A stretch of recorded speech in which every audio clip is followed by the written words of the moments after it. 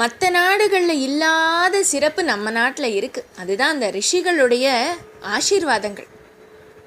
மகரிஷிகளுடைய பாதம் பட்ட புண்ணிய ஸ்தலங்கள் எல்லாம் நம்ம பாரத நாட்டிலேயே இருக்குது. அதனால தானே சுவாமி விவேகானந்தர் அந்த சிக்காகோ போயிட்டு வந்ததுக்கப்புறமா இங்கே வந்து அந்த இந்திய நாட்டை முதல்ல எடுத்து அந்த மண் எடுத்து நெத்தியில் எட்டுண்டாராம், மண்ணை கண்ணில் ஒத்திண்டாராம். வாஸ்தவமாக பார்த்தா இந்த மண்ணில் காலில் வச்சே நம்ம நடக்கக்கூடாதுன்னு சொன்னாராம்.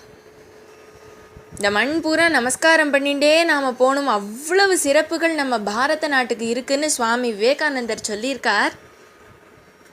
அதனால் இந்த பாலகாண்டத்தில் மட்டும் நிறைய புராண விஷயங்கள் நிறைய வருது.